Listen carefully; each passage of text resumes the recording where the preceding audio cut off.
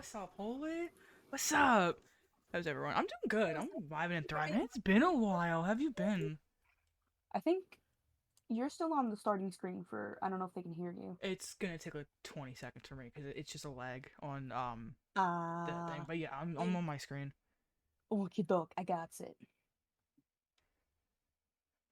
Okay, okay, I'll be back in just a little bit. Okay. All right. Let me just get everything set up. All right. All right. Welcome back to Reading Tuesdays or Titty Tuesdays, whatever. I forgot what we're calling it. I'm excited for this. Yes. Reawakened. Fuck yeah. I'm keeping the category in Dead by Daylight because I don't feel like changing it. Okay. So, all right, all right. So we're on chapter 8. Yep. All right, fuck yeah. All right, you can start whenever you're ready. I will give it another few minutes. Okay. Let me go on the main screen. Oh, that's Steam. It's this Among Us. Okay.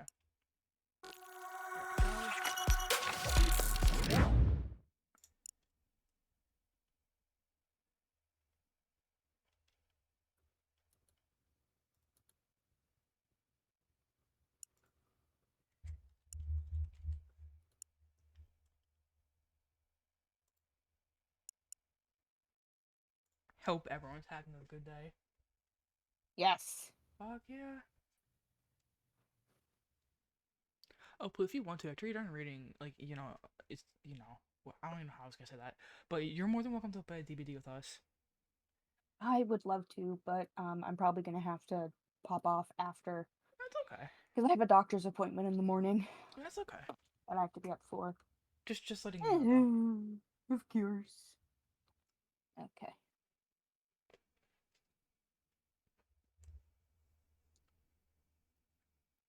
Do-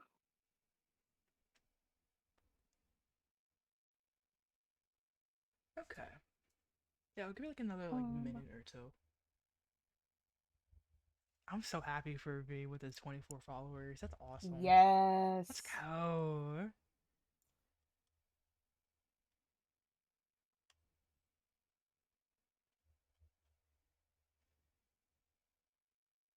I don't know if that link might not work. Actually, let me check and see that link works. Doesn't it? I'll change it. It does work. Okay. All right. Mm-hmm.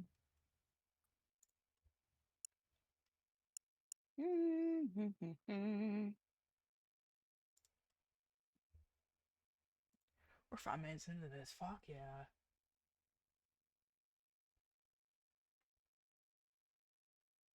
Okie doke. Do do do do do All do. right. How many chapters are in this book, by the way? Hello there. Hello there. Um, let's see. 24 plus a page and a half of, or like a 1 page of an epilogue. That's not bad. Yeah. That's actually pretty good, to be honest. Yeah. It's, well, let me get back to where I was. About 391, 90 pages, 390 pages. That's good. That's really good. Yeah. Yeah. Yeah. All right. All right. Welcome. Good evening. We are not reading Dracula. I don't know if I am doing this voice. I am suddenly from Transylvania, apparently. Today we are continuing with Reawakened by Colleen Hope. Hope. I need to stop. By Colleen Hope. Last Hell we yeah. left off. Not last week, but the week before. Um. Oh, oh wait, I need to go to mod view. Hold on. Yeah, because the week before you read chapters 4 to 8. Yeah, well, I was saying that last week we had our adult book that we're doing. Yeah. We read chapter 2 of that. This week we are back to our YA. yeah, Okay. back to our Hell yeah. YA book. That's my brain. I should just start reading and shut up and stop talking. But last where we left off with this particular book, our dear friends Amon and Lily, not my dog, Not my um, dog. not my dog, but a girl named Lily, had gotten on the plane and they were on their way to Egypt. Hell yeah. To I believe specifically to Cairo, Ooh. which is actually, I believe, near the pyramids. I think so, yeah, but just before you start, I, if anyone has not seen, this reading from 2 weeks ago, it's on my VOD channel, yeah, which I need to and post in there one day. the week beforehand, Yeah. if you need to go back and catch up. But I will do my best to give a bit of a 30-second synopsis of this is where we left off last week. Yeah. Um, Or 2 weeks ago. or 2 weeks ago, yeah. I'll try if, we're reading and we've already read 4 chapters, but something big happens at the end of the chapter, we might, continue reading, depending. I don't like leaving things on cliffhangers, even though it's kind of like, oh my god, adds excitement. It's still, like, kind of annoying. Yeah. So, we'll see. But Alright, I'm gonna let you we are take over. going to, yeah, so we are going to begin. Um, I want everybody to make sure if, adjusting. You've got some water. Water's very important. Please be drinking water. Or, a nice cup of hot tea. Those for us of those in the States, USA, it is winter-ish, slowly getting to spring, but Hell it's still yeah. kind of chilly. Still kind of chilly in some places. So if you want to go get a nice hot cup of tea, go ahead. Cuddle up with a blanket. Do whatever you need to be comfortable. Get a snack, get a Uh, drink, and just, yeah, get a relax. snack, get a drink, make sure your pet's snuggled up, all the fun things. And my phone buzzed. Okay, oh god, 8:30 a.m. Okay. And we begin today with chapter 8, A Sight for Sore Eyes. The clattering of silverware and the sound of opening my eyes, I saw a large man across the aisle digging into his dinner and was jolted back to reality. Bringing my palms to my eyes, I rubbed and wondered if I had just dreamed the past 2 days. Excuse me, the flight attendant said as she practically shoved her ample bosom in my face so she could have better access to my traveling companion. Obviously, it wasn't a dream. I was alert enough to hear Amon exclaim over the dinner she was going to be bringing him. Rolling my eyes, I tapped her on the shoulder. "I'd like to use the restroom, please." "Oh, of course." Once in there, I locked the door and wet a towel to press against my cheeks. I didn't look like myself. My normally confident shoulders, back stance, and healthy frame looked hunched and sickly. There was a definite gray tinge to my skin, made worse by a sheen of sweat. My chestnut brown hair hung in limp, fettuccine-like strands, the shine long gone. My carefully applied makeup was smeared, and the circles under my eyes looked like wrung-out tea bags. Taking out the small makeup case I fortunately brought with me, I fixed my face the best I could and pulled my hair up into a loose ponytail. What have you gotten yourself into?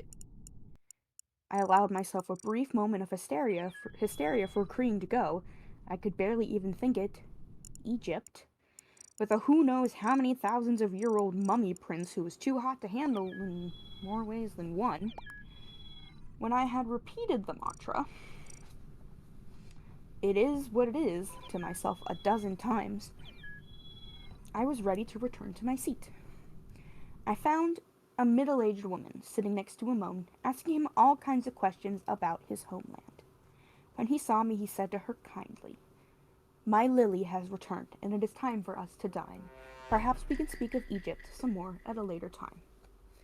"Oh yes, I'd like that," the woman said, grinning from ear to ear before she returned to her row. Scowling, I dropped back into my seat and tucked my makeup bag on the floor under me. Amon leaned over to buckle my seatbelt. You must wear this at all times until the captain says it's safe to walk about the cabin. I pushed his hands away. Yeah, but I got it, and I'm not your Lily, by the way. Cheerfully ignoring my comment, he asked, Do you know how to lower your table? Yes, I was born in this century. He seemed both fascinated and a bit confused by my sarcasm. I wasn't sure why I suddenly felt so prickly. Once again, my emotions were running amok. When my table was arranged, the flight attendant brought out our meals. I saw the special smile she gave to Amon, and I narrowed my eyes and then froze, realizing why I'd been so irritable. I was feeling possessive of Amon. After I cleared my throat loudly, the flight attendant sat down the trays with heavy clunks and asked Amon if he needed anything else. When he said he would let her know, she left us alone. Not one, not two, but 3 dinners sat before each of us. What is this? I sputtered. A feast, or at least the best that Gloria could provide under the circumstances. Apparently, he'd ordered the vegetarian lasagna, the chicken dinner, a chef's salad, and a fruit and cheese platter for each of us.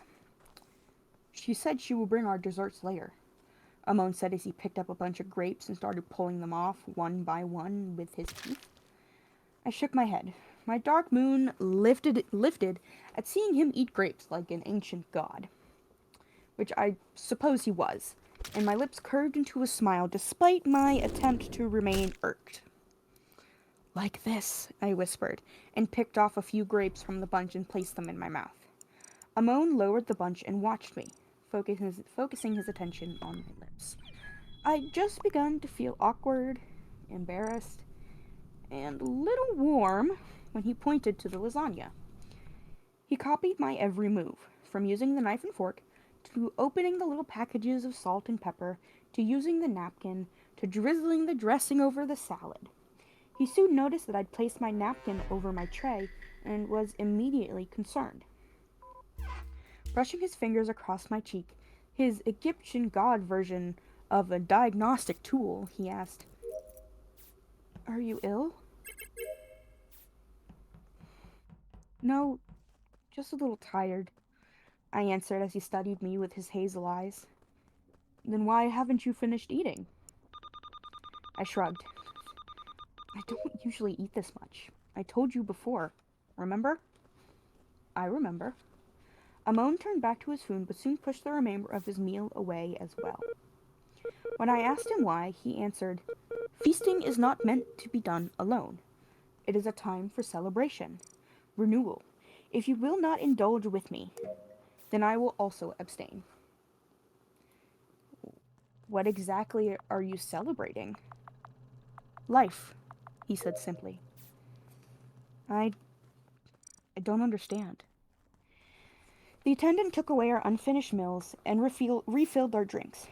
After trying every non-carbonated beverage available, Amon declared orange juice to be his drink of choice, which made sense for a sun god.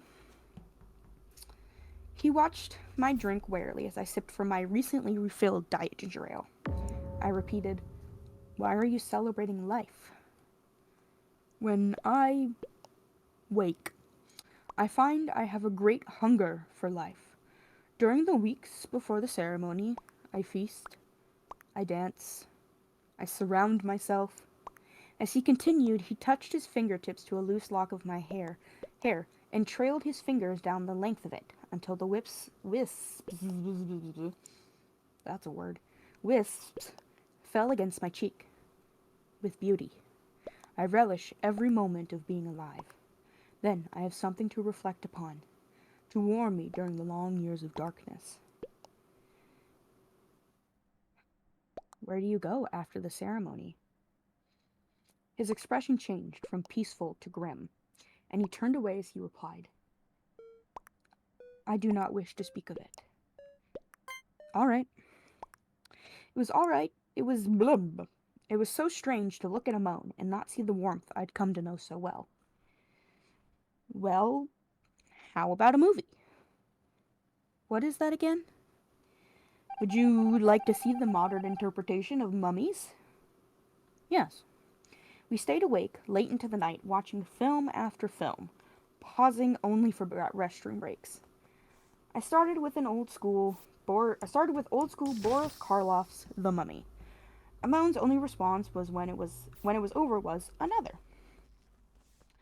I found myself watching his expressions more than the movies as we saw the 1999 version of The Mummy and the 2001 sequel The Mummy Returns.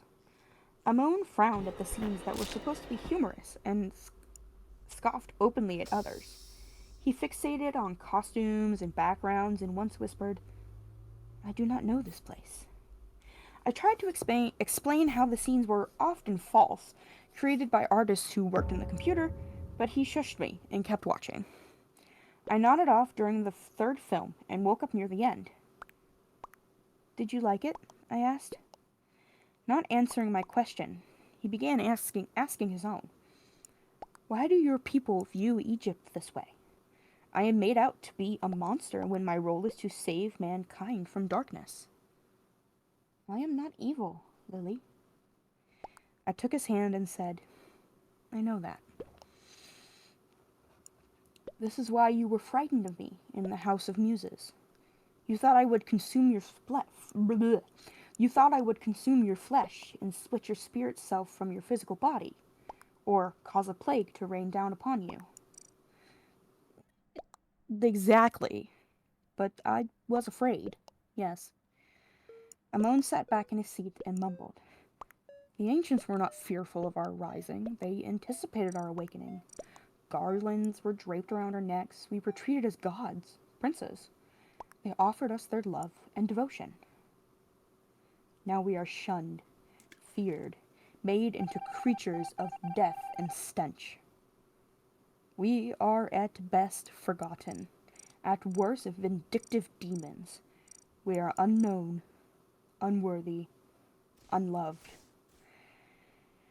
Perhaps we are meant to waste away to nothing, to truly become the relics we are, and give ourselves over to dust and decay." The emotions Amon was feeling, despair, loneliness, came at me in waves, and I couldn't help but respond. "Amon," I cupped his hand in mine and said quietly, "I know you haven't risen in ideal conditions, and you're right that your kind hasn't been thought of by the masses as heroes, but that doesn't diminish what you are, who you are, or what your purpose might be. Even though the people you've met don't know you, they sense something special and they gravitate toward you. Look at these flight attendants. They might not recognize you as a prince, but they still fall all over themselves worshipping you. It's like they can't resist. Your warmth draws them to you." My words made an impact. I sensed it in him as he considered what I said. Little by little, his dark thoughts dissipated, and it wasn't long before he gifted me with a chagrin smile. "Lily, you are perhaps a goddess residing in modern form. You have the wisdom of one." I scoffed. "I'm no goddess, believe me. I'm just a good observer of people. You observe, but you do not interact."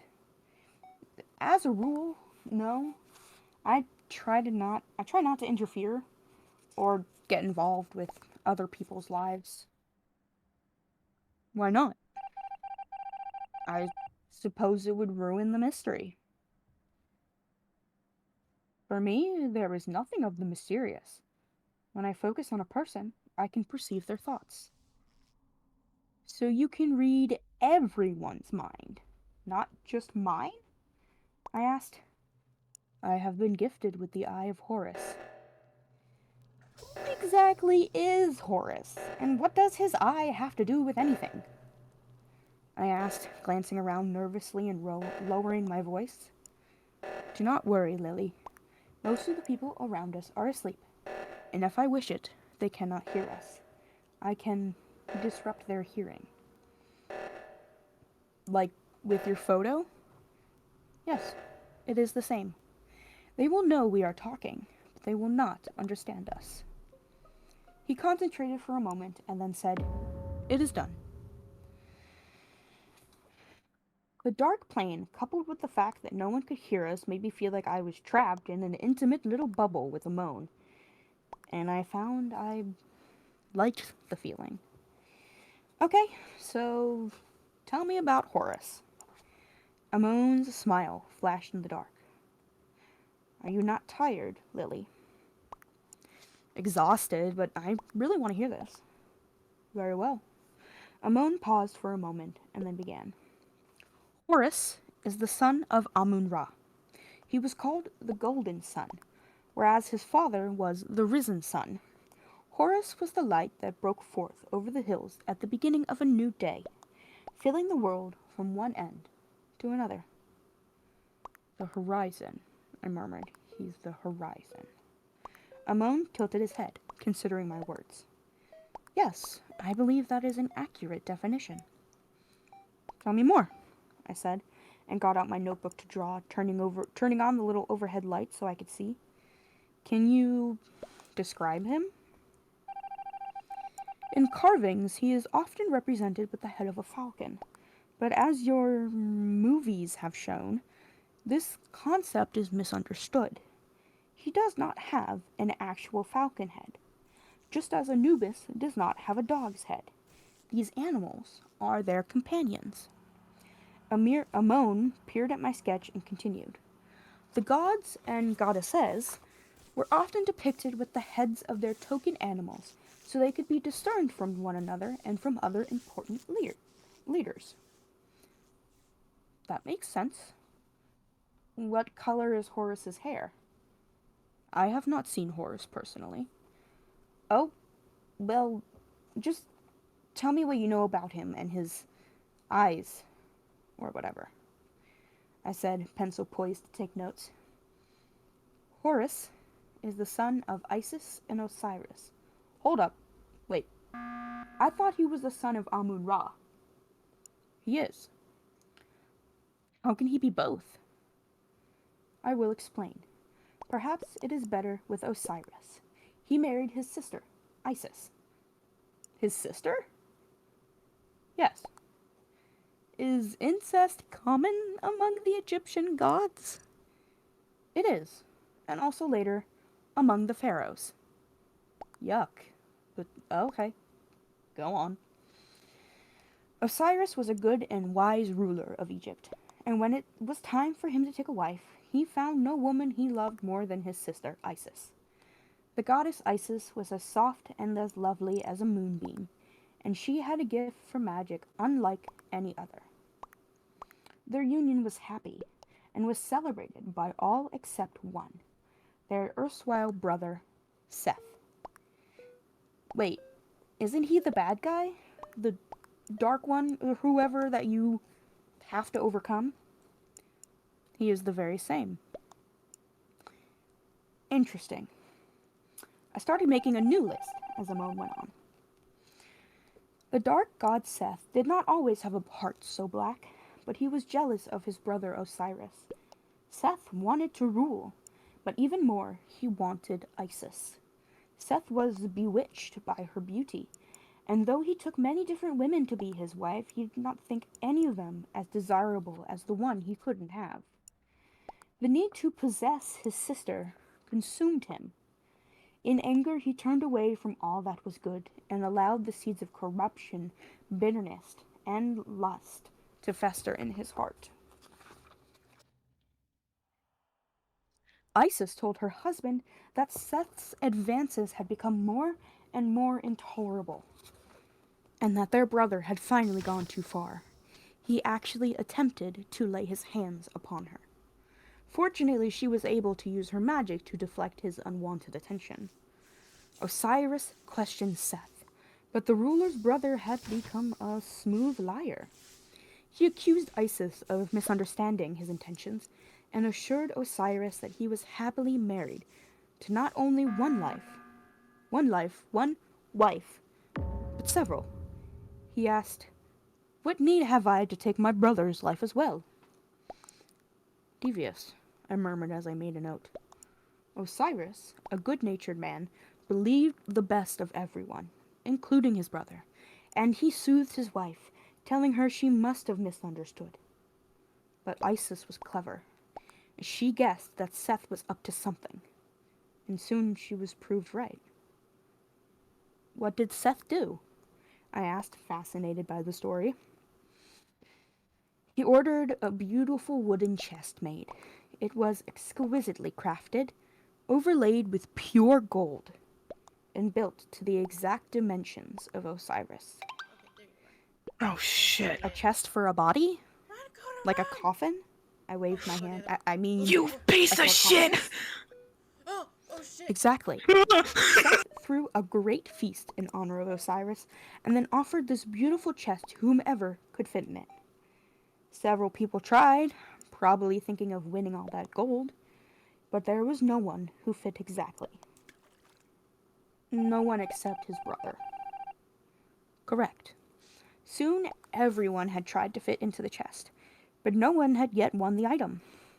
Seth taunted his brother, saying that perhaps it was only fit for a king, and invited Osiris to try his luck.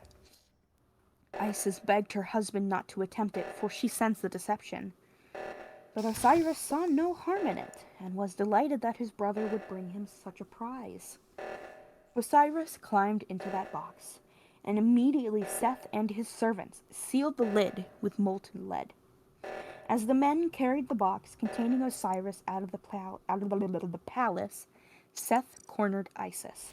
He had an amulet that protected him from her magic, and he was determined to take possession not only of the throne, but of his sister as well. The only thing Isis could do was to use the power of the moon to escape. She leapt upon a moonbeam and vanished. Later, she discovered that the chest had been thrown into the Nile. By the time she was able to raise the box, it had been broken into by crocodiles, and her husband's body had been torn to pieces. That's horrible. Yes. I don't understand. If Osiris was dead, how was Horus born? Was he a child when it happened? Ah, well, you see, Isis was a very determined woman. She did not accept the demise of her husband. She called upon all the power at her disposal, and was able to gather the pieces of his body, slaying many crocodiles in the undertaking. I wrinkled my nose. Ew. For what purpose? Resurrection. At my raised eyebrow, Amon shifted toward me and explained, after all the pieces were gathered, Isis summoned Anubis and told him she needed his help to get her husband back. Did it work? After a fashion, Anubis carefully wrapped the pieces together, placing foot to leg and leg to torso until he formed the shape of a man. If a leg or an arm was too mangled, or if a finger or a toe was missing, Isis filled the body in with the limbs of the crocodile she'd cut her husband's remains from. With Isis chanting spells the entire time, Anubis embalmed the remains of Osiris and was able to unite the 5 components of her husband. He had reformed the body, had loaned his own ba, his power connected the I don't know how to say that word. Shwut. Okay. The shadow, and called the Ka to return, naming the bound form with its Ren, or name, Osiris. Together, Anubis and Isis generated a powerful wind that swirled around the form, raising it into the air. The figure moved and was brought gently down to stand upon its feet. Osiris was Egypt's very first mummy. Isis removed the wrappings from her husband and found him once again whole and perfect except for his skin, which had become as green as a crocodile's. She rejoiced, but Anubis sadly informed her that the magic that had brought her husband back to life, came with a price. Anubis explained that Osiris must be forever bound to the afterlife. Isis and Osiris were allowed to remain together one night, and then he had to depart from her side and take his place with Anubis. There he watches over the scales of judgment and commands the land of the dead. So, during that one night, she got pregnant? Correct. Seth, thwarted in the pursuit of his sister, took possession of the throne. He was confident there was no one to rival him since Osiris had never fathered an heir. But then Horus was born. Amon nodded. Horus was the delight of his mother, and he inherited a portion of her power. His mother channeled the moon in her magic, and Horus was granted a great gift from the moon. He was born with filmy eyes that could see in the darkness. It was said that his eyes could create light. Horus could see great distances, and he could discern the tiniest detail. Prey could not hide from him, and he could find the truth amidst lies. Isis nurtured her son and his gifts. He was raised in secret, and his mother took on a new identity to prevent Seth from finding them. When Horus was of age, Isis took her son and approached Amun-Ra himself, asking for his help in returning her son to his rightful place as a ruler. Amun-Ra was disciplined to help. Horus had no experience, and Seth had become very powerful. Frustrated, Isis turned to magic. She called an asp. Give me that page back. She called an asp from the desert and hand-fed him a rat that she'd poisoned with magic. The vermin did not kill the snake, but the poison made the asp's venom powerful enough to harm a god, even as one as potent as Amun-Ra. Knowing where the god liked to walk every evening, Isis placed the snake in his path. He ignored it as he did most creatures since he could not be harmed, and when the snake bit, he chuckled and continued on his walk. At sundown, Amun-Ra rode the ceremonial bark through the underworld, and just as he emerged to begin a new day, he collapsed, a victim of Isis's poison. Runners were sent out to find a cure, and Isis quickly made her way to Amun-Ra's side. She whispered in his ear that if he told her his true name, she would give him the antidote. Desperate, he agreed. What was his true name, and why did she want it? I asked. I do not know. As part of their arrangement, Isis was never allowed to reveal it. Isis healed Amun-Ra, and then used his true name to force him to help her son. When you know the true name of a being, be they god, human, or animal, you gain power over them. But I only have one name. That is because you have not yet discovered your true name. I'm not sure I have one. Every living thing does. Your true name represents your ideal self. The person you are at the center. The name that is engraved upon your heart. Do you have a true name? I do. And it isn't Amon?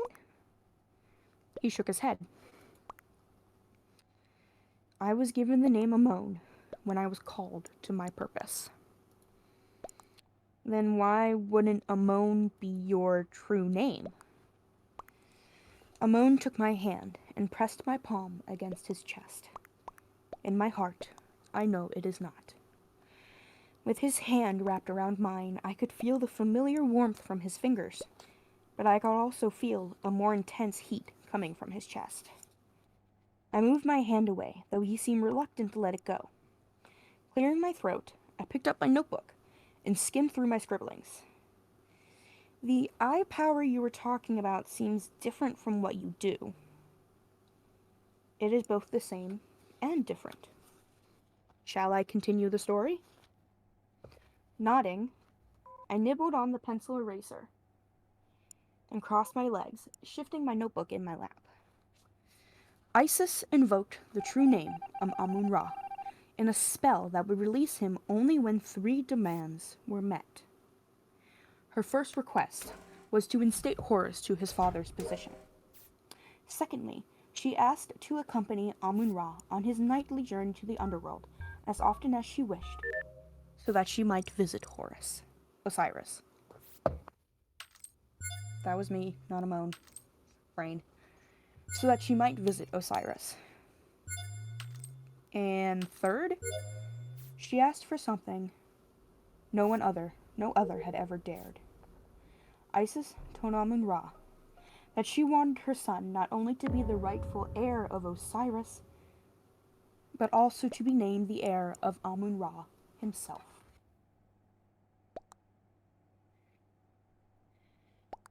That's how he became the son of Amun-Ra. Yes, Amun-Ra had to grant the three wishes of Isis, and as a result, adopted Horus as his own son. I'll bet Seth didn't like that. Not at all.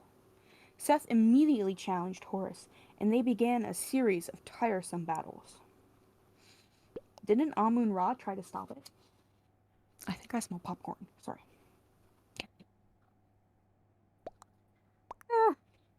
Okay. Didn't Amun-Ra try to stop it? No. He thought battling Seth would be a good opportunity for Horus to prove that he was worthy of the great god's attention. 3 tests were arranged: a test of strength, a test of skill, and a test of power. To show strength, they fought for 3 months as hippopotamuses, but they were evenly matched. Next, they were both to build ships of some and race them down the aisle. But Horus cheated and painted a wooden ship to look like stone. When Seth's boat sank, Horus won the race, but his trick was discovered, and once again, there was no winner. Finally, a hunt was organized. Whichever man could find Nebu, the golden stallion that roamed the desert, tame him, and bring him to Amun-Ra, would be declared the winner. Seth had heard the rumor that Horus had very powerful eyes, and he worried that Horus would likely be the first to find Nebu. So in an act of desperation, he stole upon Horus while he slept, and ripped his eyes from their sockets. He hurled the orbs across the dunes, and left a blind Horus to die, while he went in search of the famous horse. Without his eyes, Horus was stripped of immortality. For months he wandered the desert, alone, but for a falcon he befriended. The bird brought him meat, which he ate raw, and it became his faithful companion. Horus realized that his ambition and power had made him arrogant. Every day he turned his face to the desert sun and promised his new father, Amun-Ra, that he would change his ways and become the kind of leader the people needed. Weeks passed, and Amun-Ra decided that Horus had been punished enough. Disguised as an old woman, he approached Horus and cried out for help.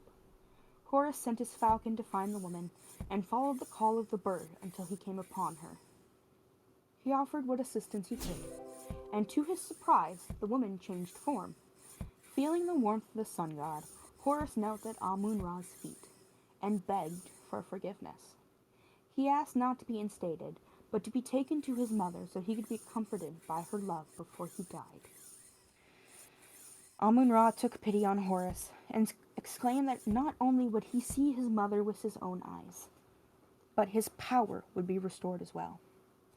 This time, one eye, his left eye, retained the power of the moon, but in his right eye, Amun-Ra bestowed the power of the sun and made Horus his heir in truth.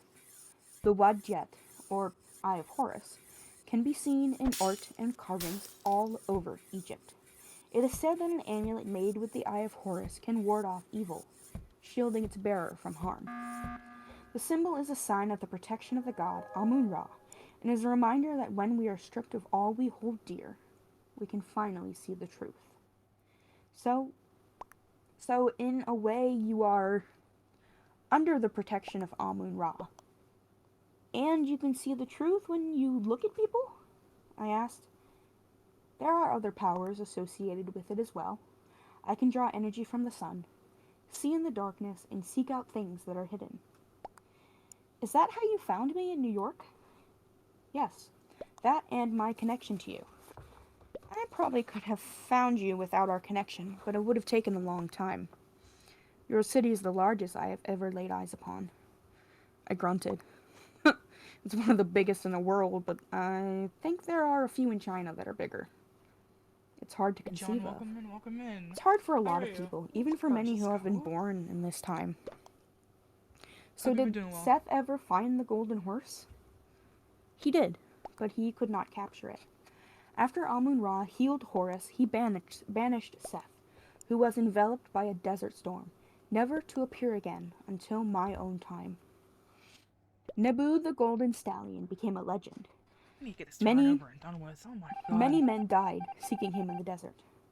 Amun-Ra's There we go. challenge Nice. has never fulfilled, and there were many who thought they could become the heir of the sun god if they captured and tamed the famous horse.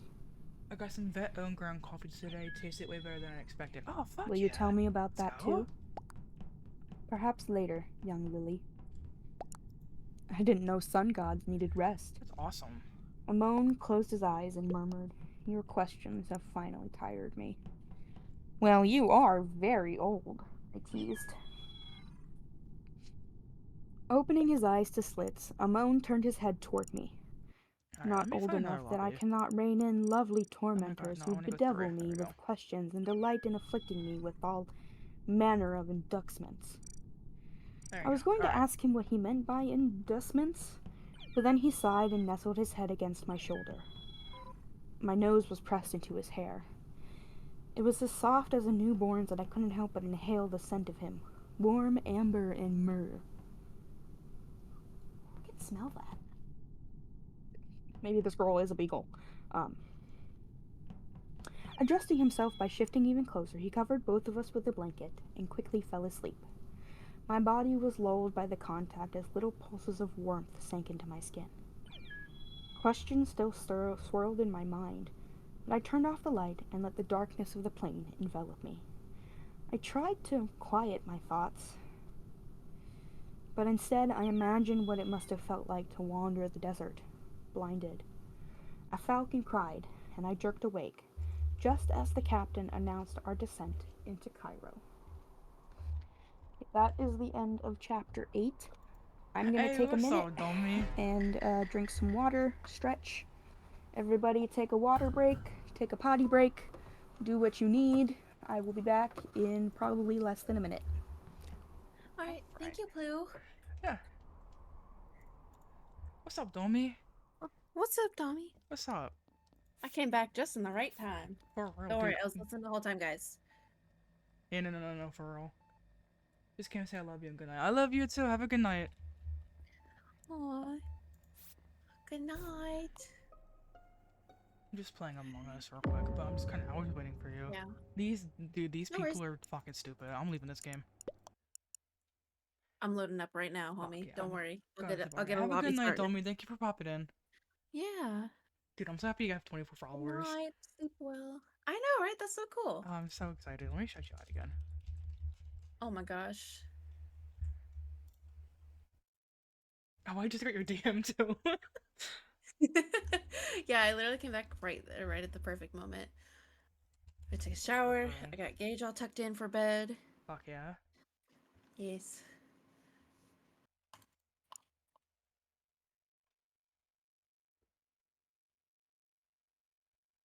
I say that as he's like my child, but no, he's just my husband. I He's got to love be up at that. 8 a.m. Aw, I know, it fucking sucks. that does fucking suck. But he gets home at a decent time in the day, so That's it's good. better than him working overnight. Don't we say goodnight, by the way? Good night. I'm Oh my lurking god, over what's a up, side. John? Oh, what's up? That's hell yeah, John. Let's go. Oh my god. Thank you for the lurk. Let's go. You're so What's real up, for that, homie? John. For real. Is Raven on too? I think they're Ravens. streaming I right think now, he. actually. I think they are. Actively looking for the that's Peach Wagon. Yeah, they are. They are. And they're on Among Us. Oh my god, wait, Nice. we should look invite them.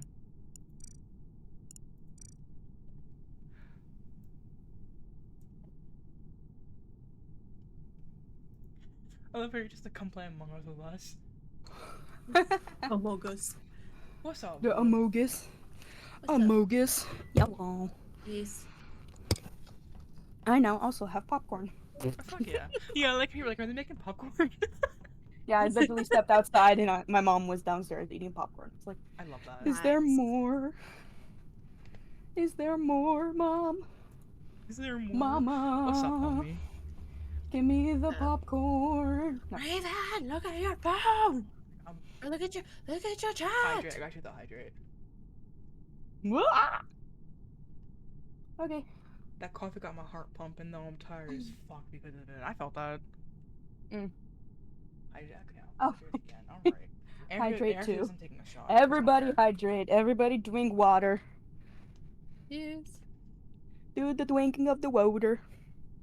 And if you have a snack, eat some snack. I have popcorn. I love that for you. Yellow. Hey, Welcome. Hey, what's up? how is everybody? Doing good. Good. Good. Let me invite you in real quick. Yes, please. Send you an invite. There's Dabbin Mom. Shout out to the Dabbin Mom. For real? Shout out to the Blue. Shout out to the Coda. Let's go. Shout out for everybody. Shout out to my dog. Of course, shout out to the Lily, the silly For Lily. real. Shout out to your dogs and cats. Yes. Hell yeah. Shout out to the homies. Mm-hmm. What is going on? It's What? glitching on. It's glitching on me. Hang on. Okay. I might have to have you send me another one. That's okay. I'm on it. Don't worry. It says you're in lobby. It Yeah, I like don't know when if it was really weird. I don't know what happened. It's okay. But- Oh, I need Cheers. to this. There we go. Cheers. I'll smoke here in a little bit, probably. Probably when I go to bed. I'm gonna drink right now. I just gotta open this. Oh Okay. my gosh. Let me Coda with the see. drinks, the drinky drinks. I'm actually gonna Fuck go get a yeah. drink. I'm gonna Fuck go get- yeah. I got the I whiskey won't, I still won't do too. an alcohol. I won't do an alky drink. I'll just do it. I'll do an regular. alcohol for you. Holy Oh heck, my that God, was a I long can't- chapter, but that's okay. Let's see how much the next one is. Maybe What we'll is just going do. on with my Among Us? What the hell? Mm. We're like exited it. Okay, now it's loading. Maybe. It looks like we're doing just 2 chapters today.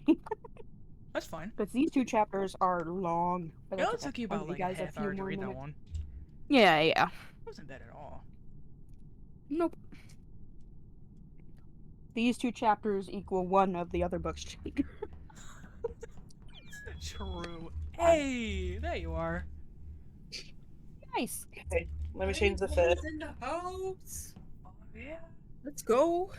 I'm in my dad and mom costume. I gotta get in squad costume. Okay. Yes. Fuck yeah. Gotta match. Do the matchy match. I'm still gonna take another picture of us when we all get in here. Yeah. Fuck yeah. Fuck Also, yeah. anybody in the chat, don't be shy. Join us in the Among Us if you want to. Yeah, hop in. Mhm. Yeah. Alright, I took a picture. We're always accepting homies. For real. Oh my gosh, you're so real for that, Coda. Mhm. If y'all wanna get in the Discord, there you go. Mhm. Yes. My husband made carne asada fries for dinner, and I'm so Oh, excited. hell yeah. Oh, and you didn't Sounds share. so You good. You should Rude. see my bowl. It's huge. It's so good. I'm so excited. Oh my God, I'm favorite. so upset you didn't share. Sharing is caring. We used to Thought make we were carne asada fries at this homies. place back when we lived in Washington State, and it was like Subway but for Mexican food. And so you would just get like there was like there was like a whole bunch of different things like toppings you could pick, and you would just like go in like a line for them. It was amazing, and we haven't Mhm. found any good carne asada fries since we've moved. So we started making them ourselves, and You they're know like what's so really good. fucking hard to find anywhere? I don't Huh. wanna seem like You an look ignorant white person, but isn't that just Chipotle? Yes, but Chipotle is gross because they use cilantro, and cilantro tastes like soap. Oh, I feel so bad for you, homie. You got I that. know. You got the bad gene. I have the Well, bad actually- gene. But I could eat cilantro raw. You're It I does could add- too. I The love it funny so thing much. is, I got some DNA test results back recently, hmm and it said that I actually am more likely for it to taste like soap, but it doesn't. So You I got guess lucky. yeah, the same thing in that I got lucky and had my adenoids have to be removed twice Oh my god. because they grew I've back. heard about that. Damn. Anyways,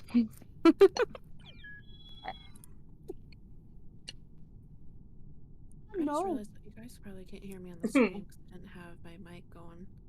Whoops. Oh no. Not the whoops. Yeah. As long as Whoopsies. they could hear But I think us. it makes Yeah. it sorted. I'm taking a shot for you guys. Love You're it. What are you for that. what are you taking a shot of? I can't. I was about to say, what are you shooting? Just Mike's hard. It's not much. Oh, nice. Okay. Don't mind it. All right. No. And these mom got these. All right. Are we ready for chapter 9? Chapter Hell yeah. 9. All right. Yeah. If you are just joining us, our friends Let me switch Amon back to- and Lily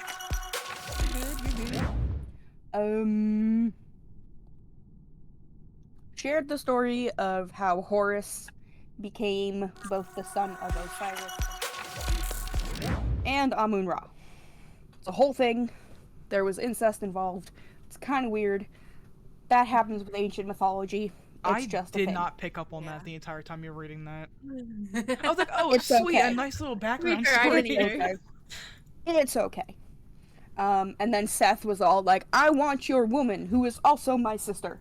That made it Oh even my god. weirder. Well, Yes. Damn. And so he made a box. Damn. He made a box that was exactly like Osiris. And when Osiris went into it, they sealed it, threw it in the river, and Isis went searching, found it, but Osiris had been ripped into pieces by crocodiles, so she had to use some of the crocodile parts to put him back together. And then in their one night together, before he had to go back down and be with Anubis, they created Horus. Is that the right word? Created? I guess so. I don't He got the pregnante. Pregnant. Pregnant. And then, you know, other shit happened. Anyways, when we left off, chapter 8, 5 minutes ago, because it's been like 5 minutes. I don't know why I'm doing a recap for what I read 5 minutes ago. The plane was landing. So, here in chapter 9, Walk Like an Egyptian, we can only assume they have arrived. Chapter 9, Walk Like an Egyptian. With his sunshine smile, Amon bade each crew member best wishes before embarking. By the time he was finished, he was confident enough to not only find his way around the airport, which would have been challenging even for me, but to gain us access to a VIP lounge where we could refresh ourselves. After I'd rinsed out my mouth, brushed my hair, and washed my face, I met Amon in the waiting area, where he handed me a bottle of water. I was exhausted. And not just because I hadn't slept very long, it was something deeper. And I sensed that my connection to Amon was a primary cause. Amon noticed my exhaustion too. You are weary, young Lily. Sipping my water, I nodded. Come, he said, leading me to some very comfortable-looking chairs next to large windows. I sat in one while he stood directly in front of me. The sunlight helped a bit, but my eyes still felt swollen, and despite my having downed my water, my mouth felt gritty and dry. Amon pressed his fingers against my cheek, and his eyes remained closed for several moments. Well, doctor, what's the diagnosis? Am I going to live? I said, half joking and half fearing his answer. Frowning, Amon picked up my hand and squeezed it lightly. You need to rest, he announced. I already knew that. Though concern was written all over his face, he tried to hide it. Then let us be on our way, he said gently. Amon helped me stand and then wrapped his arms around me. Immediately, I panicked. Whoa there. Wait just a minute, Mr. I Dream of Genie. Why don't you save the sand travel for when we really need it? Pausing, Amon took stock of our surroundings. Perhaps you are right. Let us find a golden chariot. Tagging along behind him, I said, they might not be golden in Egypt, you know. Ah, yes, Cairo is likely much more advanced than your city of Manhattan. We'll find some fast horses. You might want to prepare yourself for a little culture shock, I cautioned as we headed toward the doors. I don't think you'll find Egypt like it was 1,000 years ago. They are still my people. I'm sure the city will be much like I remember. Okay, don't say I didn't warn you. Amon's face darkened when we stepped out into the bright sunshine. The city stretched before us, and it was undeniably not what Amon had been hoping for. He glared at me when I quipped, "See? Not even a camel." Approaching an airport security guard, Amon adjusted my bag on my shoulder and began speaking with the guy. When he returned, I saw the guard on his walkie-talkie. "What's up?" I asked. He will arrange a VIP chariot for us," pointing to one of the small black and white taxis that sped by. Amon added, "I will not bend my body to fit into a chariot so small. My sarcophagus was more spacious." I laughed, shifting closer to him so a large group of people could pass us, and Amon wrapped his hands protectively around my shoulders. There were many tourist groups from several different cultures and countries. Amon cocked his head and listened as they passed. "There are so many languages," he said finally. "Egypt is a pretty popular tourist destination." "What does that mean, tourist destination?" "Well, many visitors come to Egypt to see the pyramids or other relics of the past." "What kind of relics?" The car arrived, and the driver rushed out to take the bag from Amon. "Artifacts like pottery, art, jewelry, old writing on papyrus, mummies, that sort of thing." Amon had my door halfway open, but halted. "They visit Egypt to view the dead? See the bodies of those who have left this life?" Suddenly, I became aware of how disrespectful that seemed. Yes, though I think some of the more fragile mummies are kept locked away from the public. I suppose you could think of it as the people of this time paying their respects to the kings and pharaohs of old. No one is allowed to touch them, and they're usually preserved under glass. Amon didn't say anything for a moment, but I could tell he was rolling the idea around in his head. When we were settled in the car, Amon said to the driver, "We are VIP travelers seeking respite from our journey. We require refreshment, new clothing, and supplies." The driver raised his eyebrows in a moan, chanced to look at me, and asked in English, "Where do you like to go?" "Take us to a nice hotel." "Cheap nice or pay the money nice?" Don't know what that accent was. Amon leaned forward. "The fee is immaterial." "Pay a lot of money nice," I clarified. "Very good." The driver sped off, taking what I suspected was the long route, but I didn't complain. It was nice to watch Amon as he took in the changes into the city. "How far are the Pyramid of Giza?" "How far are the Pyramids of Giza?" I asked the driver. "Not far, maybe 35-40 kilometers. You want to go today?" "No, today we rest." "Very good." The weather is cooler than I expected. Is this normal?" "April is spring in Cairo," the driver explained. "Very nice." I played with my phone and discovered that the pyramids were about 20 miles from the airport. Converting to cubits, I whispered 67,500 cubits. Amon just grunted in response, totally transfixed by the scenes outside the window. Modern Cairo was a bustling city. Like New York, it had a mix of both old and new buildings, except that old had an entirely different meaning in Egypt.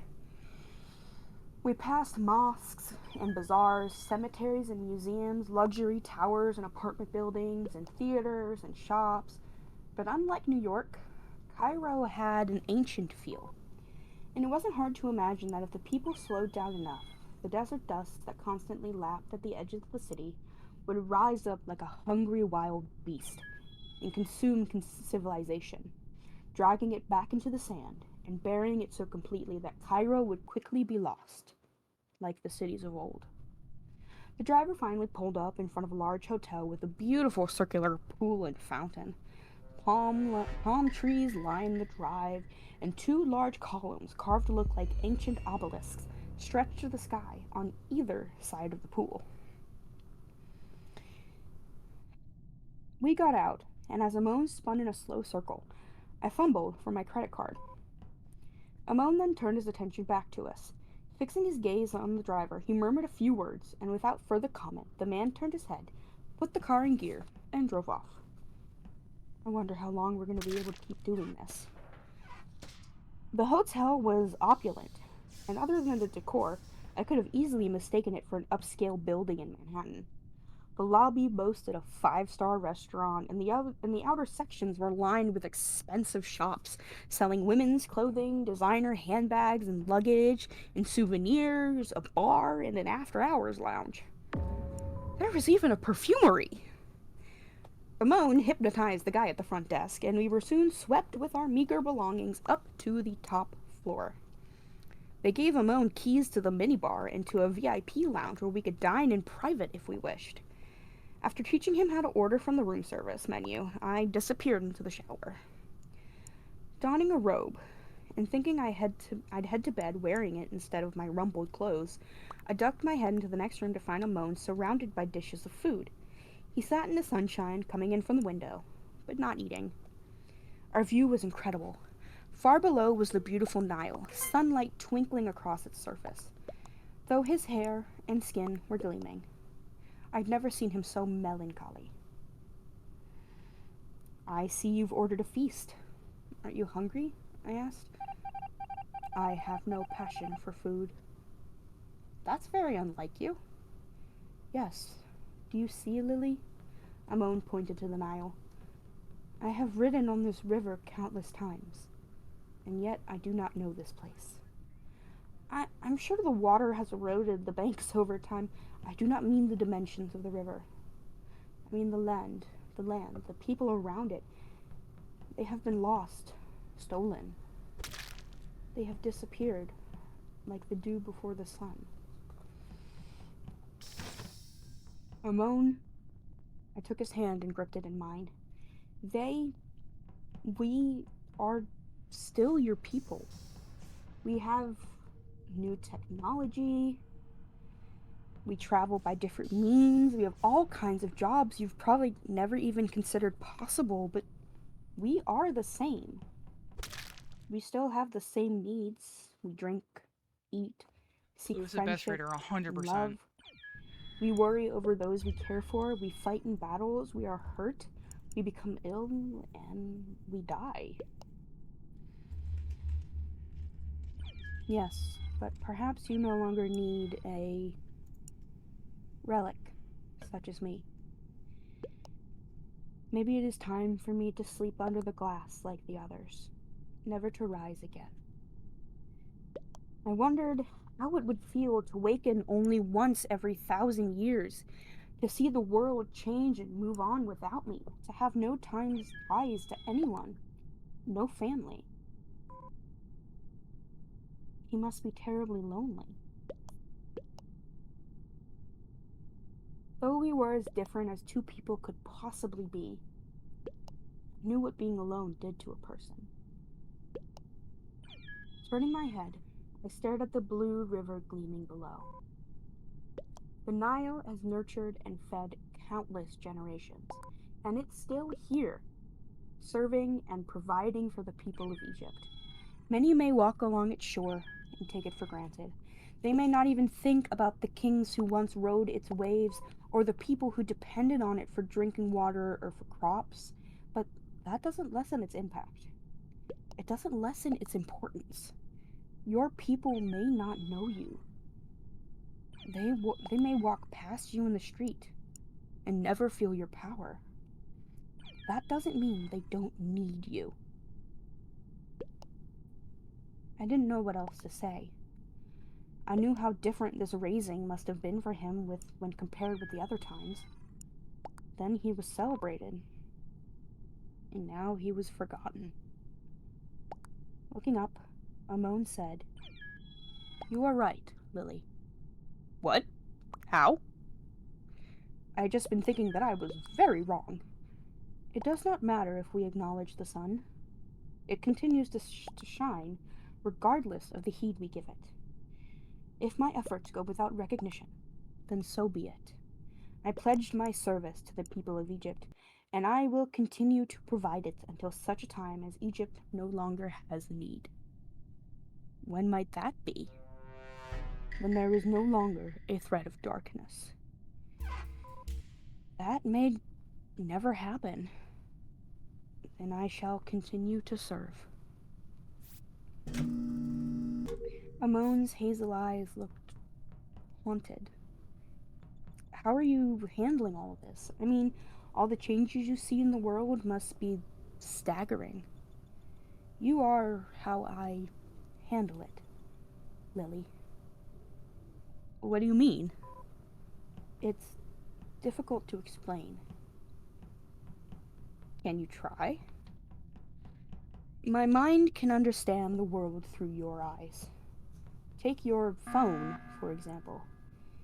If I concentrate, I can picture you using it. I see in my mind how you reply upon the device, and though I cannot understand it fully, I do not fear it. What about the planes and cars and skyscrapers?" He cocked his head and focused on me. "Wait, you're doing it right now, aren't you? Are you looking for the definition of skyscraper?" "Yes." "It means these large buildings." "Ah. Though I can catch pictures and emotions from any person I choose, there is a special connection to you. It is more than the eye. Our bond not only provides me with energy, but also steadies me.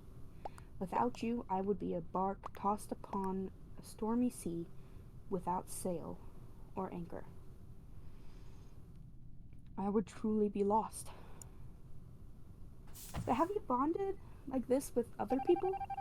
When you rose before, I mean." "No. You are the first." "Why didn't you bond with others? Didn't you need their help?" "A bonding is a fusing of all 5 aspects of myself with another. Boundaries between the 2 people involved can easily become blurred. It is an intimate thing." "Is that why I have a hard time controlling what I say?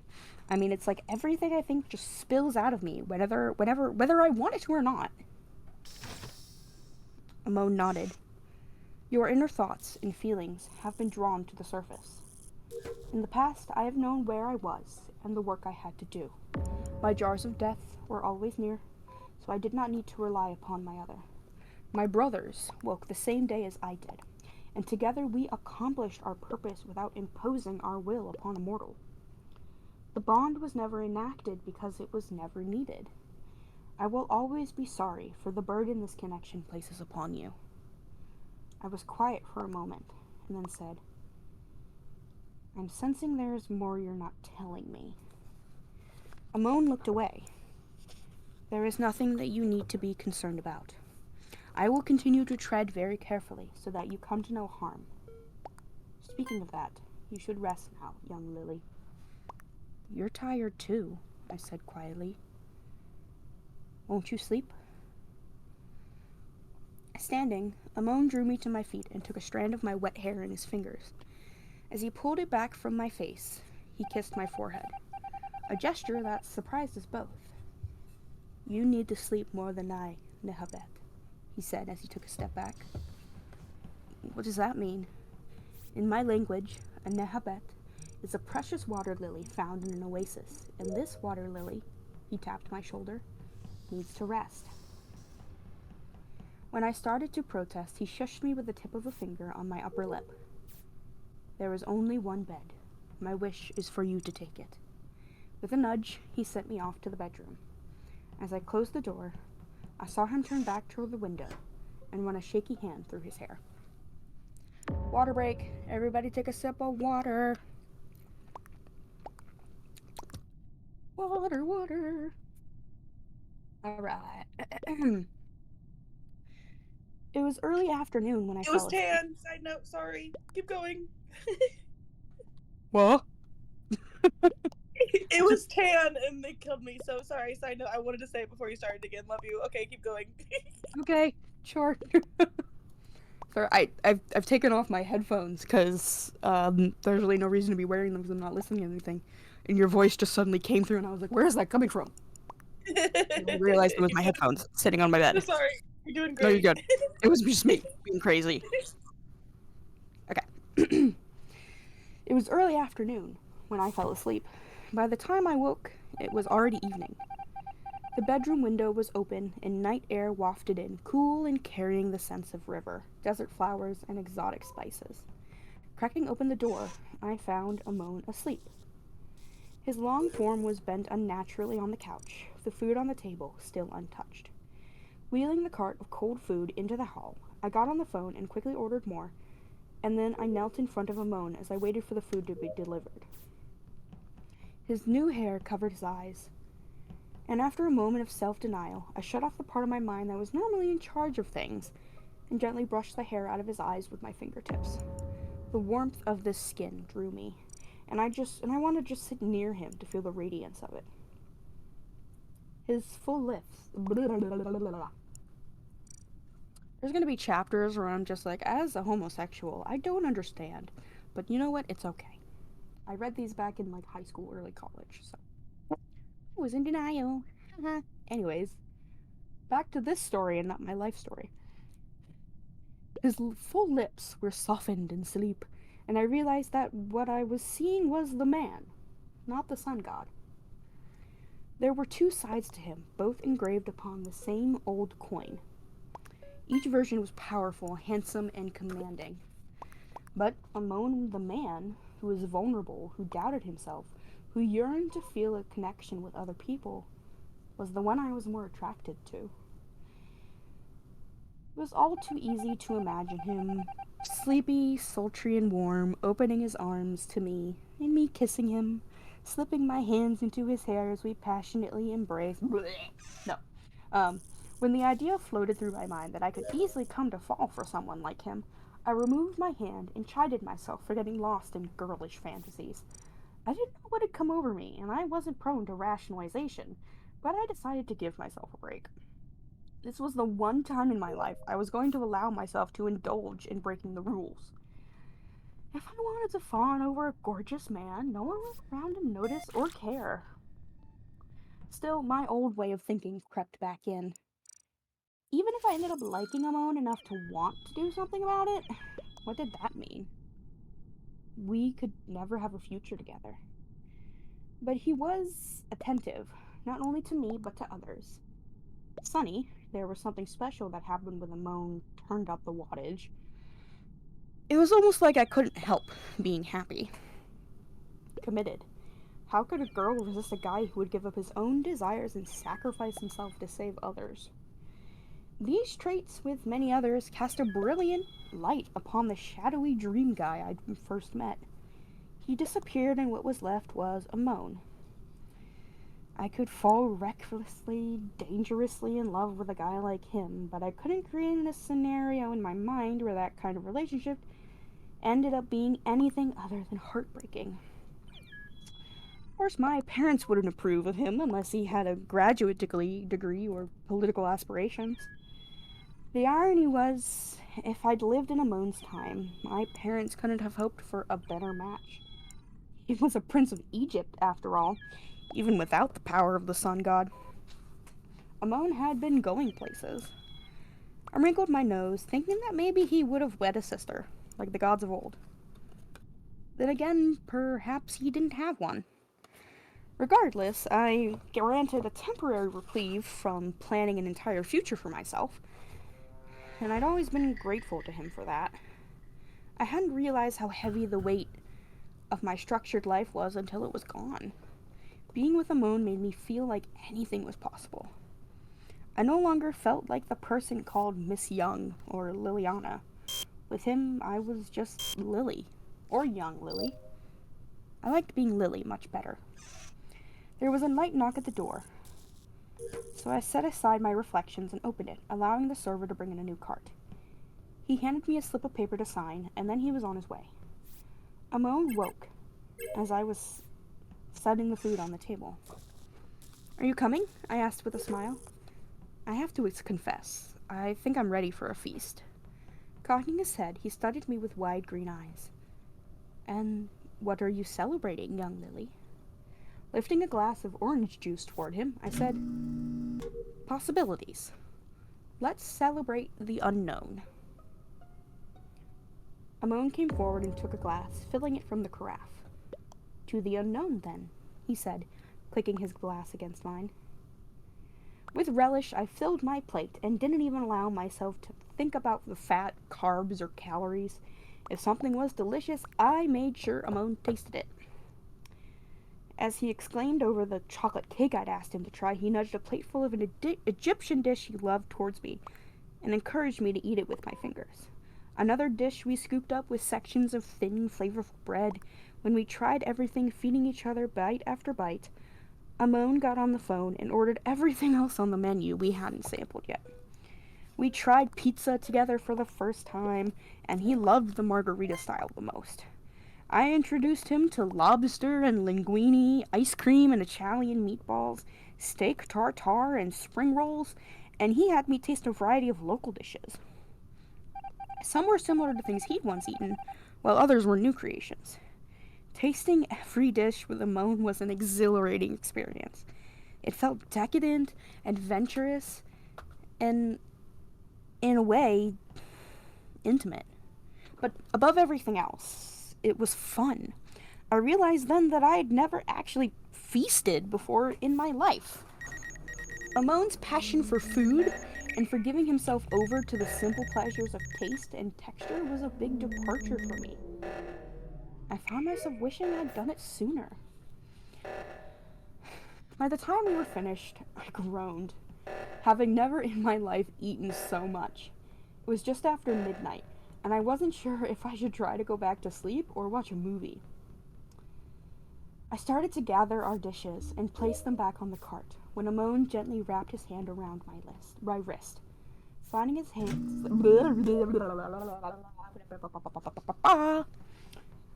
Oh, goodness gracious.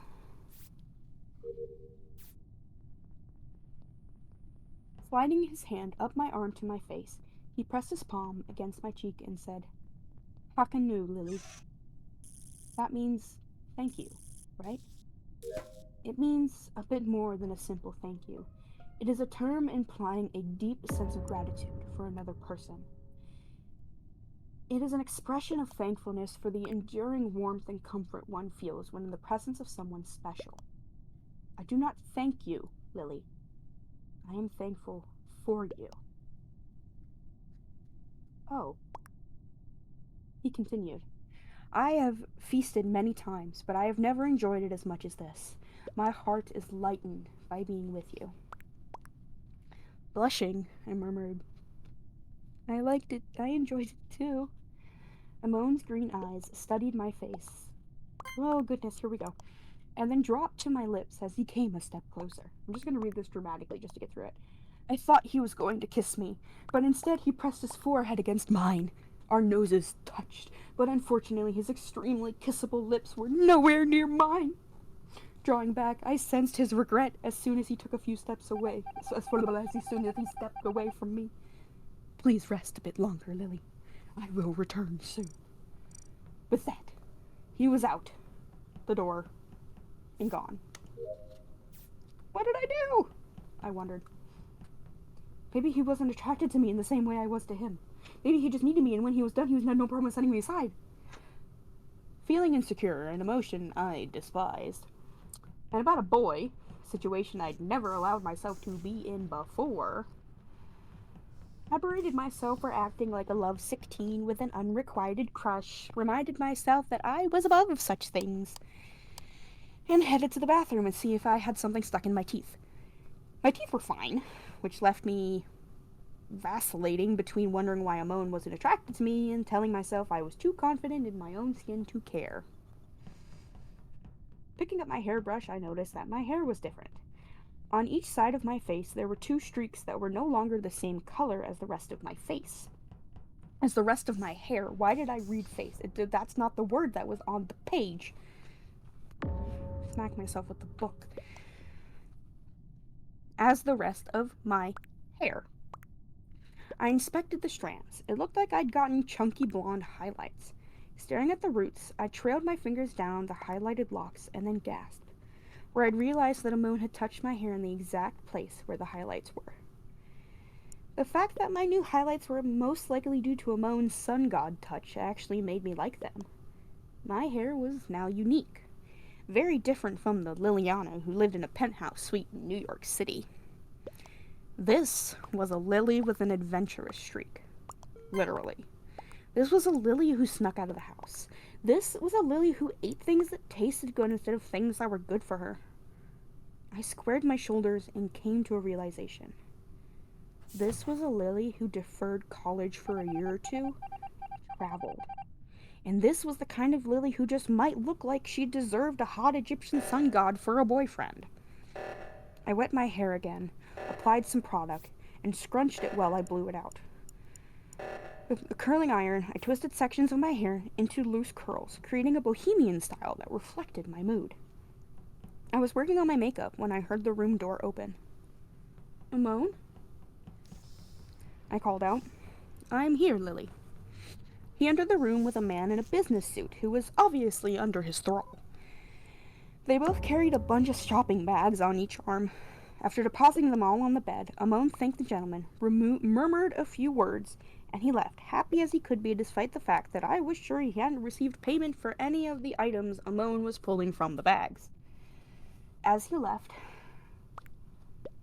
I spied the glint of gold on his name tag, and I jerked my thumb over my shoulder at his departing form. You put a spell on the vice president of the hotel and made him schlep bags up here? Amon shrugged. The store with women's clothing was closed, and he was the only one who could open it. Folding my arms across my chest, I gave him a look, but Amon ignored me and began plowing through the bags. I did not know which clothes would fit the best. There are several different styles and sizes. He explained. Sorry. God damn it, I thought I needed to sneeze. You know, even if the security cameras didn't see you, he can get in a lot of trouble with his bosses. He could even go to jail. Amon waved a dismissive hand. Since you explained the camera on your phone to me, I've discovered how to disable them whenever we go. They are quite simple machines. Okay, I'm just saying it might be best to lie low sometimes. Twisting to look at me, Amon asked with a puzzled expression. You wish for me to lie down on the floor? No, never mind, I said with a sigh. Rifling through one of the bags, I found a button-down shirt and a pair of jeans much too large. Yanking the jeans from the bag, I held them up and raised my eyebrow with a smirk. Wow, you really are a bad guesser. Amon looked up. Those are not for you. They are mine. Ah, I handed him the jeans. After gathering a few items, he started to leave, but then stopped and turned around. Your hair is different. Yes, I noticed. Thanks for the highlights, by the way. I pulled a blonde curl away from my face and let it go. Dropping the bags with a heavy thud, Amon came closer and tentatively reached out his hand, but then paused if asking for permission. It's okay, I said. You can touch it. I'd like the streaks. Amon twisted a curl around his finger and gently pulled it straight. The tip of his finger brightened as he drew the curl out, and I could actually see sunlit ripples travel down the ends of my hair. It seems where you touch my hair, it changes color. Yes, he watched the transformation with curiosity. But I did not make it curl. No, I did that myself. Amon let the newly blonde strand go and then backed away a step. I'm sorry, he said. Don't be. Like I said, I like the color. He said nothing and just stared at me, so I asked, do you hate it? Is that the problem? No, I find it beautiful. Then, what is it? What's wrong? Nothing. Amon shook his head, turned, and said, dress in something comfortable. We will be journeying through what you call a sandstorm. Will we be coming back to the hotel? Yes, we can return. Okay, I'll pack light then. Amon left, closing the door quietly behind him. I couldn't get a sense of what was going on with Amon, and that bothered me. He was upset about something, but I couldn't tell what that something was. Since I wasn't sure exactly what we were doing, I dressed in a pair of skinny jeans, boots, and a black tee. Just in case we ended up going someplace nicer, I threw a flowing black skirt with a handkerchief hem into my bag, along with my notebook, a few water bottles, a pair of sandals, and my wallet. Amon would likely take care of any fees, but I wanted to keep my wallet on me, just in case. Emerging from the bedroom, I found Amon dressed in a similar fashion. He slicked back and finger-combed his brown hair, which made it look almost black, and he wore a pair of dark jeans with a thick black belt and a gray shirt, unbuttoned so the white tee behind it peeped through. His muscular physique was visible despite the double layers of shirts. My goodness, I thought. Not bad, Lily. Not bad. Swallowing and clearing my throat noisily, I asked, so, sandblast, huh? Yes. Amon had a falcon-like stare that made me feel vulnerable and powerful at the same time. My heart began blah, blah, blah, blah, blah. Sorry. My heart began hammering as I neared him. There's a lot of tongue twisters in this. His eyes seeming to take in my every move at once. I got the impression that he could not sense not only the rate of my heartbeat, but also the pulse of blood through my veins, my sharp intake of breath as he slid his hands up my arms, and the way my skin tingled where he touched me. Are you ready? He whispered against my delicate skin beneath my ear, and when I answered, yes. My mind wasn't even on the place where we were going. I took a step closer and wrapped my arms around his waist. As the sand began to fly, I closed my eyes and buried my face against his chest. I sensed his surprise at my gesture, but couldn't tell if it was a happy surprise or if he'd rather I kept my distance. My ears filled with the buzz of the storm as sand licked my bare arms and wind lifted my hair. I experienced a moment of panic as the prickles of sensation numbed me, but a moan somehow spoke to me in my mind, soothing me with soft words in a language I couldn't comprehend. His hand slid up my back and cupped my neck, and I had all of a few seconds to enjoy it before I could feel nothing, and we sank into darkness. Water break. Sip your water.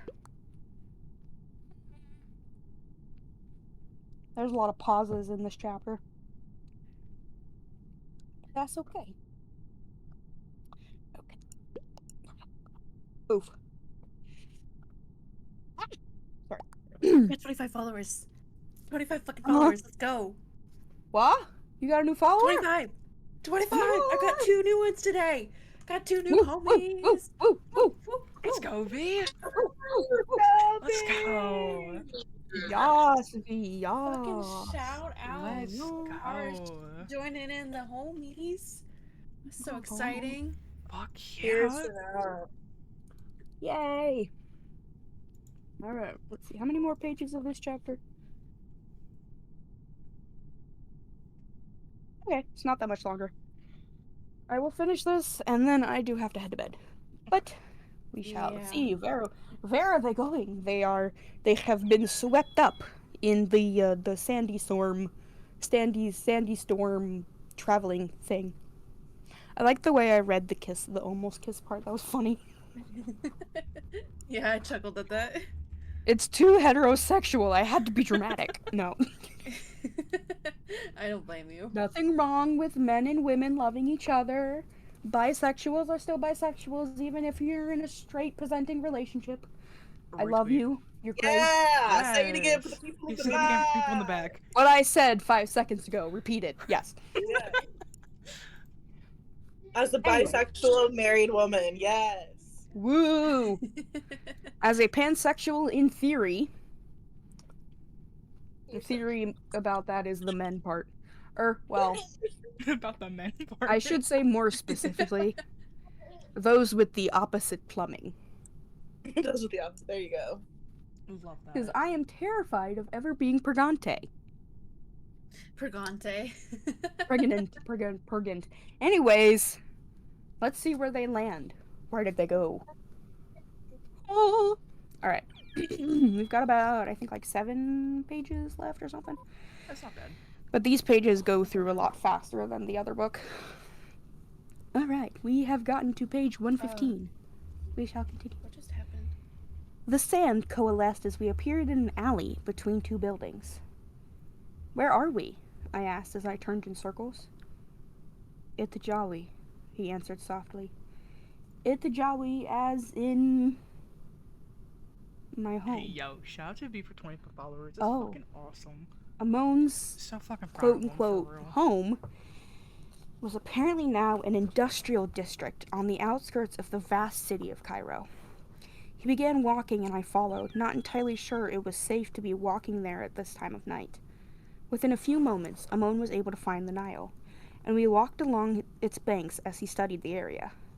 He stopped once and played with the top of a reed growing near the water. Papyrus, he explained without me having asked. I would never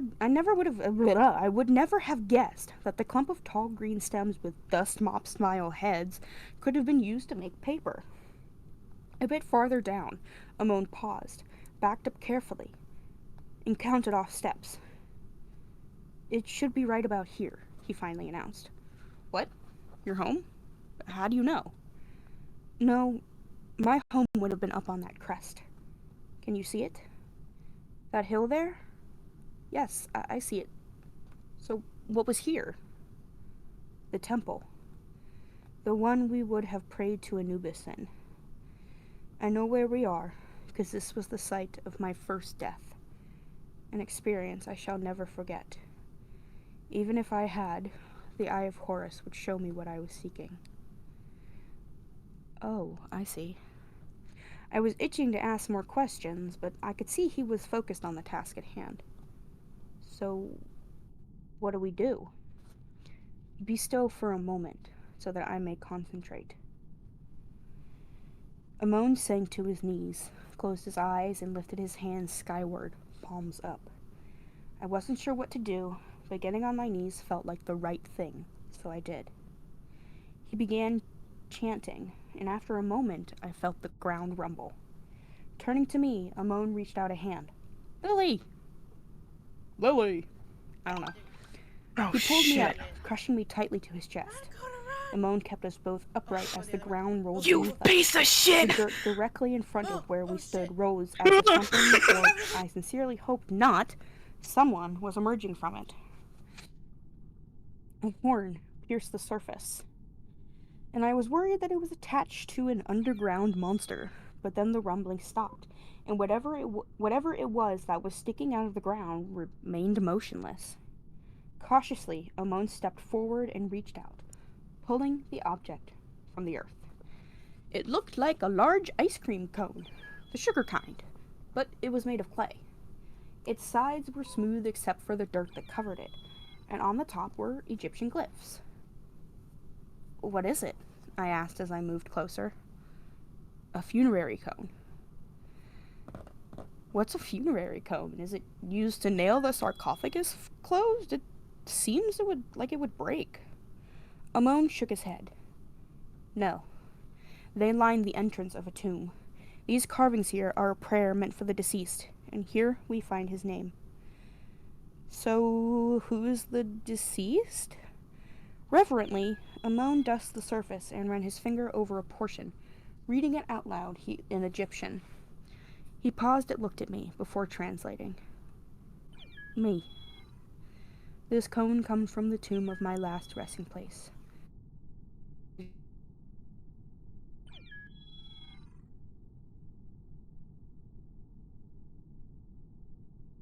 Not in Thebes exactly, but likely in the tombs near the Theban hills. Wait a second. On the box with all the artifacts in the museum, there was a marker that said the mummy. I shifted uncomfortably. I mean, you were discovered in the Valley of the Kings. I pulled out my smartphone and looked at the site. It's where Thebes. It's near where Thebes once was, I explained. The city is now called Luxor. I hate to tell you this, Amon, but the Valley of the Kings is the archaeological capital of the world. Oh, archaeological means the digging up of buried relics. Amon frowned. Like me. I winced, but said, yes. The point is that there are probably guards everywhere, and they haven't even discovered all the tombs in there yet. They find new stuff all the time. It's going to be like looking for a needle in a sand dune. Not to mention you're going to have to do mind control on a lot of people for us to even get in there. Amon was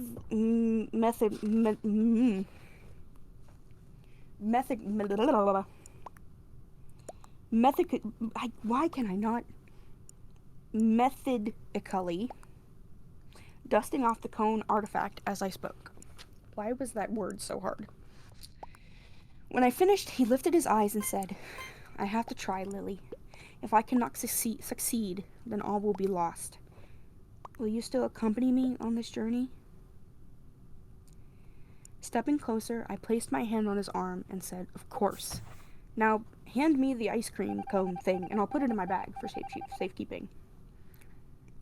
Once the relic was stowed, I expected to leave immediately for the Valley of Kings, but Amon wanted to wait until tomorrow so he could renew himself in the sun before attempting the journey. He wanted to walk around the area that used to be his home. He held out a hand to me, and together we explored the land that was once supposed to belong to him. As he talked, explaining to me what his home had looked like, the drab gray buildings disappeared and were replaced with a golden palace, fields of grain, and herds of cattle. I could envision Amon walking proudly among his people, riding a boat down the Nile or feasting in celebration. Soon we came upon a building that had been made over into a club. Techno music blasted and beautiful young people lined up, waiting their turn to get in. What is this? Amon asked. It looks like a club, a place where people dance and celebrate. My people dance?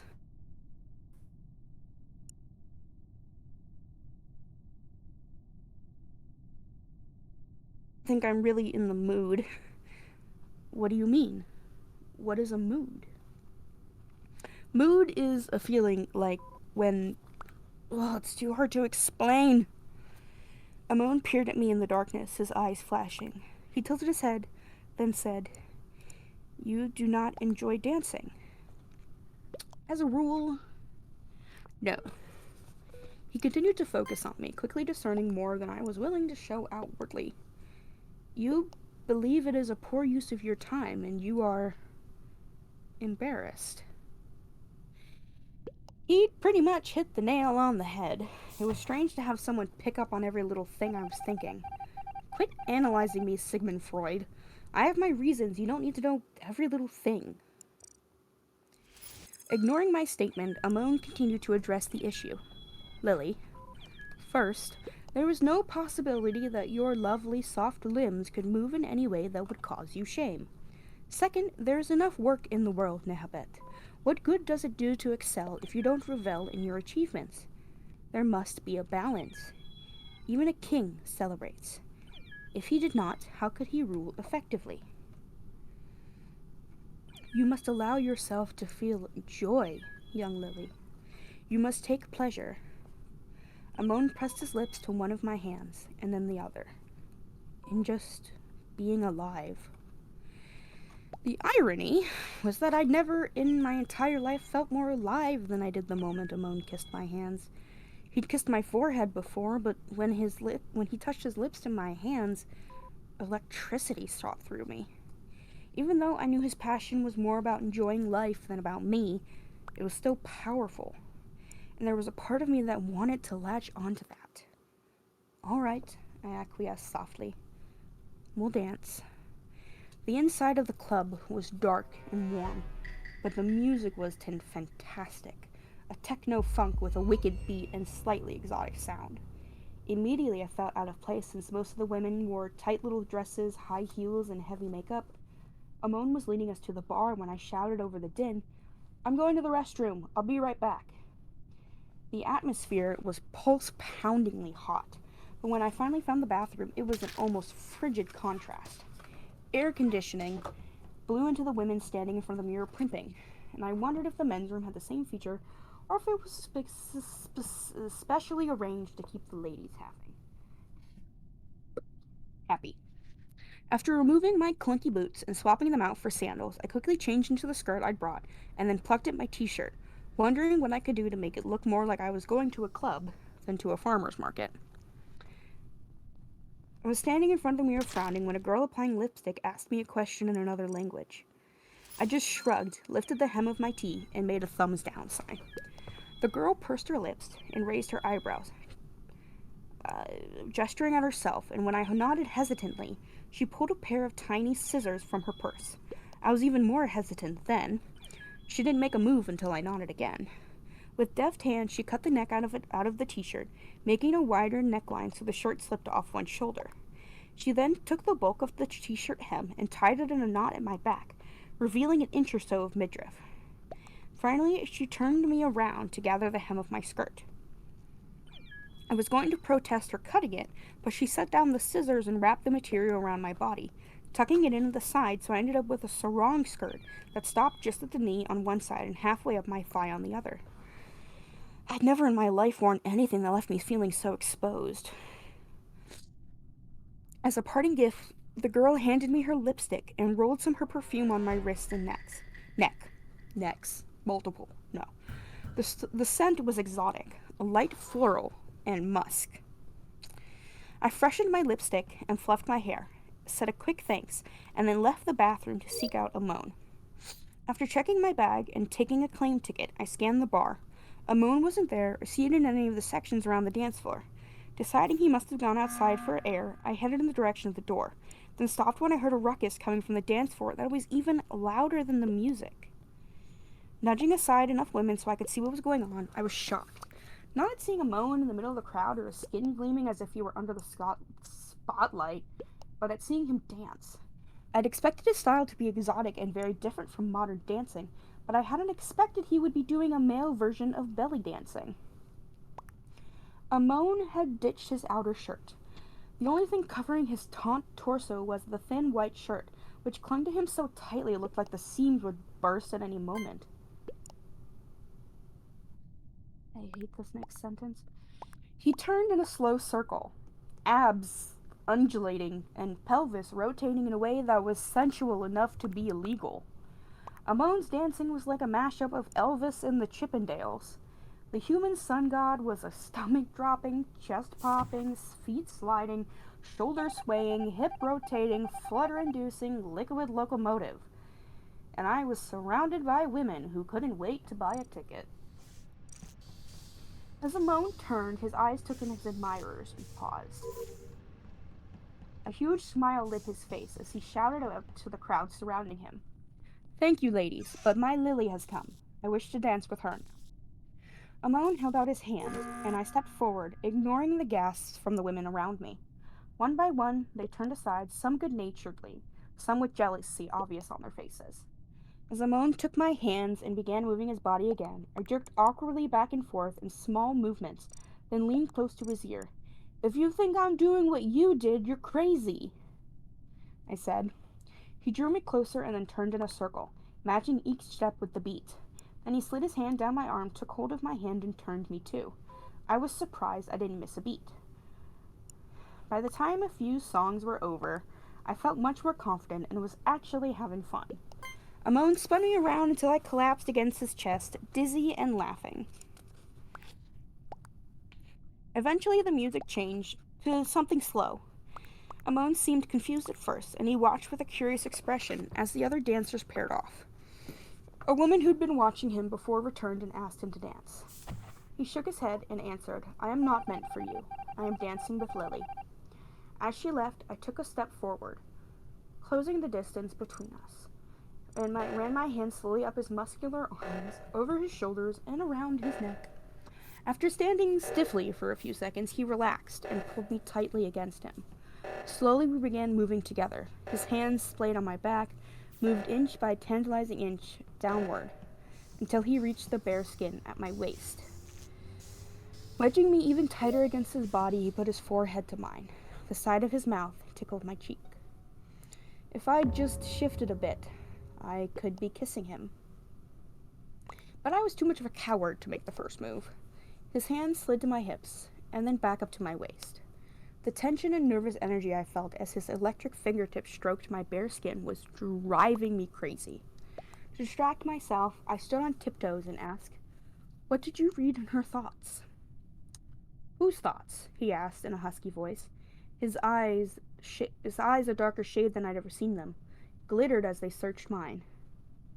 "Ah, the woman who asked me to dance.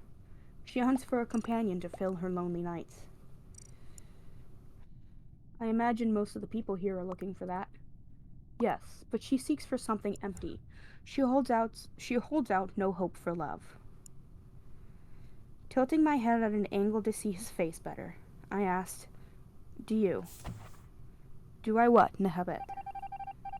Hold out hope for love?" Amon paused. His body froze in a way that anyone who'd seen him dance would have thought impossible. He didn't answer, but instead took my hand instead. "Come, Lily, it is time to go." He seemed impatient as he waited for me to retrieve my bag. When we stepped outside, I wanted to take a moment to allow the night air to cool my heated skin, but he tugged me along, not giving me a moment to think. We had barely rounded the corner of the club when Amon suddenly stopped and pulled me roughly against him. Before I could even form a question, he murmured some words in Egyptian, and we were sucked into a whirlwind. We had rematerialized in the bedroom of our hotel room. Amon abruptly said goodnight and left me alone, heading for the living room couch and shutting the door firmly between us. I listened at the door, but I couldn't hear him, and I couldn't seem to muster the courage to open the door and confront him about his brusqueness. Amon hadn't hurt me physically, but he left me feeling vulnerable and rejected. I wondered what I'd said, what I'd done to make him desert me so abruptly, and whether he was feeling like I was feeling or if I'd been misreading him. Sinking to the floor, I rested my head against the door and felt the hot sting of tears on my cheeks. I'd never cried over a boy before, but my emotions were all over the place since starting this journey. I was unstable, heated, and on edge. Amon had used a lot of energy today, and I was feeling it. Eventually, I crawled into bed, sinking into a fitful sleep, and dreamed that my tears were enough to fill the Nile. And that is the end of chapter 9. Dude's being a dick right now. How dare you walk away? That was You awesome, son bro. of Right. You're such a good You reader. Holy shit. son of a gun. Amon makes me angry. No, just kidding. Yay! Sorry, I was choking on a dab. That is okay. He's being a dick. Why you gotta be like that, dude? I hate Testicles, that's right.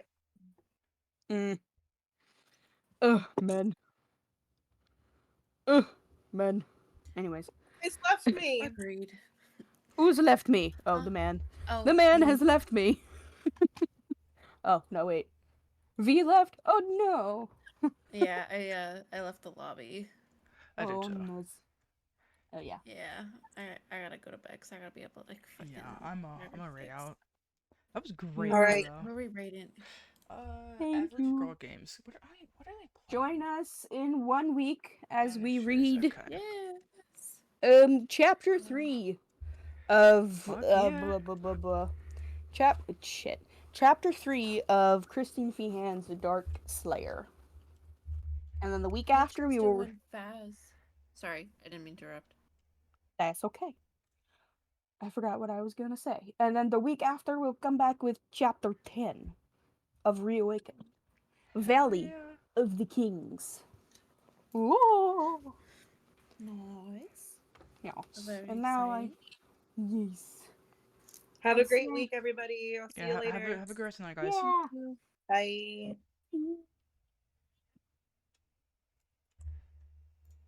I salute you. Ow. Alright, have a good night, chat. Good night, the Alright, chitty who chat. are Go we get rating? some. Average girl games. Yes. Average Girl Games.